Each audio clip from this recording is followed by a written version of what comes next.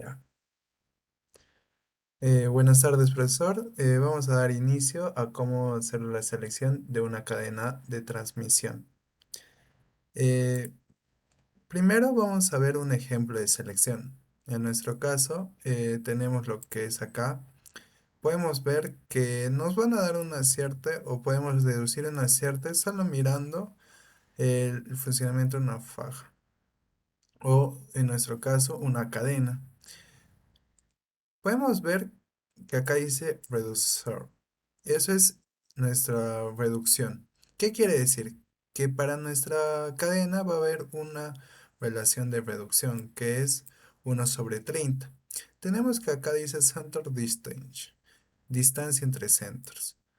Y tenemos acá un dry roller chain, que es cadena de rodillos.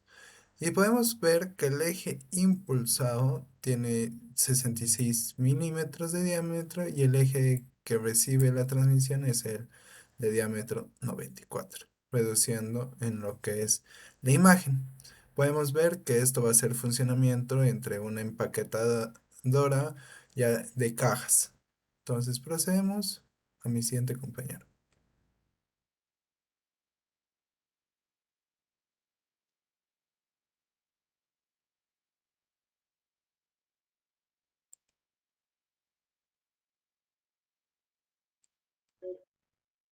Buenas tardes, profesor.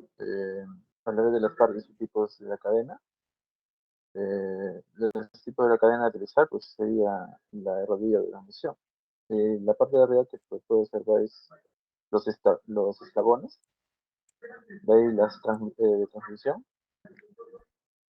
Luego el, brinda el pasador y rodillo, que vendría a ser la parte señalada en la diapositiva, que eso facilita el movimiento de rotar o girar en forma de un eje.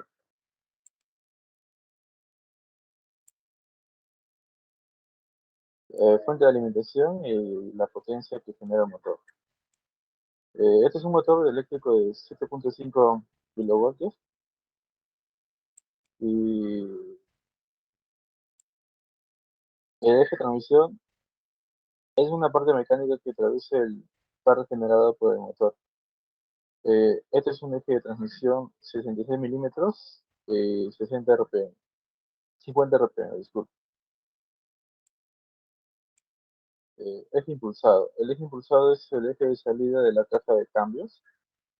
En la imagen puede observar el eje impulsado de 94 milímetros y 20 RPM. Ya. Ahora veremos la distancia entre el centro de los ejes.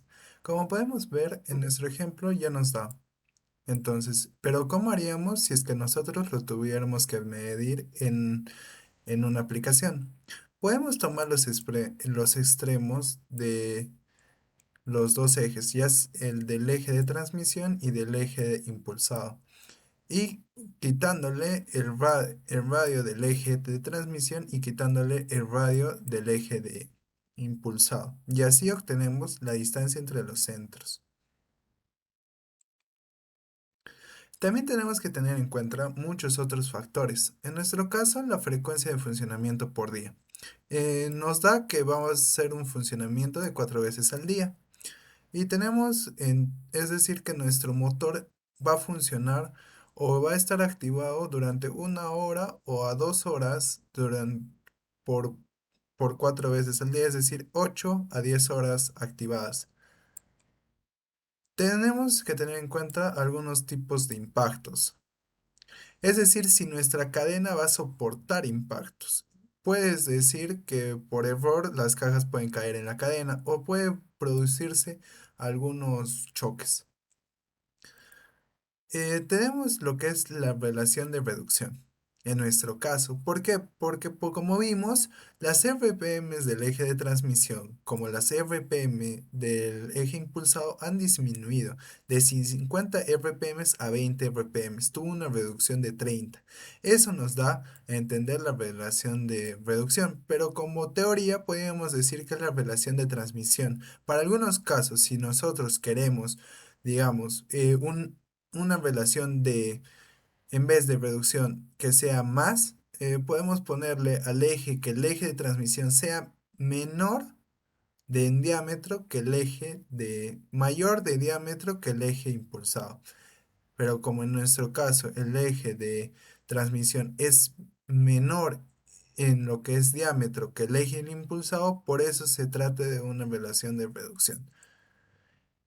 Como primer paso, tenemos que ver que el motor esté funcionando correctamente, que los dos ejes, ya sea el de eje de transmisión como el eje impulsado, estén funcionando de la manera correcta para hacer el cambio de vida de la cadena. Posee el paso 2: obtener el factor de servicio de acuerdo a una tabla, ya, a un catálogo, ya sea de SKF, como es en nuestro caso, que como vemos, como para un motor eléctrico y para un moderado, tenemos de 1.3. De ahí hemos extraído de las tablas del catálogo de SKF para lo que es el factor de servicio. El paso 2: tenemos que hallar la potencia requerida. ¿Y cómo se halla eso? La potencia del motor por el factor de servicio. En nuestro caso, como es la potencia del motor es 7.5 y nuestro factor de servicio 1.3, tenemos que nuestra potencia requerida es 9.75 kilowatts para el motor. A continuación, mi compañero.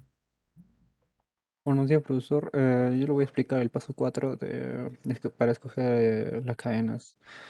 Para escoger las cadenas se debe consultar una tabla de selección. En nuestro caso, para N sería 50 revoluciones por minuto.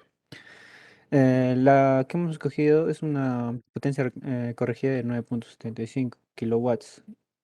La cadena que hemos seleccionado en este caso es una R140 y una rueda dentada de 15 dientes. Para este mismo se tiene que usar el cálculo del tamaño del piñón conducido, número de dientes del piñón, de accionamiento, que nos da un total de 3.5. Por lo tanto, la acción de rueda dentada accionada debe ser por 38 dientes. Y para el paso 4B, que se divide en pasos, que se debe confirmar que la cadena cumpla con los requisitos de la potencia, de acuerdo con la tabla de transmisión y la potencia del catálogo, que en este caso sería una RS 140 una rueda de 15 dientes. Y en la parte derecha, como se puede apreciar, o no sé si la parte derecha o izquierda, está un gráfico donde se está midiendo eh, más que todas las especificaciones que se debe transmitir, que es de 11.3 kilowatts, debido a que entre mayor la potencia de diseño, debe ser o sea, entre mayor, debido a la potencia que es de 9.5, 9.3 kilowatts, es mayor a una potencia de diseño que es de 9.5 y esta es aceptable. Para el paso siguiente, en el paso 5 se debe confirmar que pueda colocar una rueda de dentada de 15 dientes y una rueda de dentada de 38 dientes dentro de una distancia de 1500 milímetros y aún así mantener el espacio libre. Los agujeros máximos del cubo de cada piñón deben ser de 89 y 110 respectivamente. Por lo tanto, estos pueden ser utilizados. Cambio la siguiente. Ya. En el paso 6 se debe calcular la longitud de paso por cadena, la distancia del centro entre el paso de cadena. Y, o sea, en este caso sería de 1500 milímetros entre 44,45, que nos da un resultado de 33.746. La distancia entre el piñón y el paso, en pasos. El siguiente sería de n más n sub sobre 2 más 2 veces la cadena, creo. Y más lo mismo, más n menos n sobre 6,28 sobre 2 veces c. Luego aplicamos todo eso y reemplazamos datos, lo que nos va a dar un 94,33 de enlaces.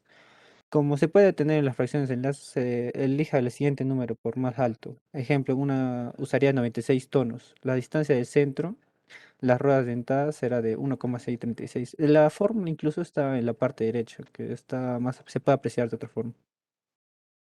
Y también en la parte de abajo, que nos da A sobre 2 A sobre la potencia.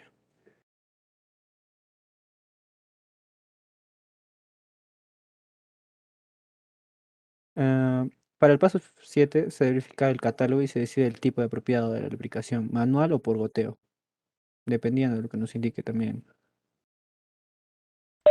Ok, para terminar lo que es el paso 7 y para determinar la selección de cadena, tenemos que verificar el catálogo, como dijo mi compañero. Pero ¿cómo así? Nosotros no hemos tenido en cuenta los pasos, o bueno, eh, lo que nos da, o lo que nos pide, o lo que nos dio la empresa. Pero tenemos que tener en cuenta para ubicar la lubricación si va a ser manual o por goteo. Ustedes dirán, pero ¿cómo determino eso si no me lo dice el ejercicio o no me lo dice el empleador? Nosotros tenemos que tener como objetivo optar por una optimización en la empresa. Entonces nosotros, para nuestro caso, es una empaquetadura. Entonces no va a estar, como se puede decir, a unos cambios de ambiente bruscos. Entonces podíamos determinar una manual. ¿Y cómo así? Una manual con un mantenimiento preventivo. Es decir, que cada cuánto tiempo se le aplique una debida lubricación, ya sea con uno de los especialistas o uno de los técnicos que le pueda aplicar a nuestra cadena, para así aumentar su tiempo de vida. Como último, gracias por su atención. Espero que les habrá sido de ayuda. Y bueno, la selección de cadena hay que tenerla como nos dan datos. Nosotros tenemos que de otros sacar de nuestra lógica y sacar de diferentes, como se puede decir, componentes que van a afectar de ella. Como ahorita hemos determinado la temperatura, hemos determinado lo que es los impactos y hemos determinado lo que es eh, cuántas veces va a funcionar o cuánto tiempo va a estar en funcionamiento.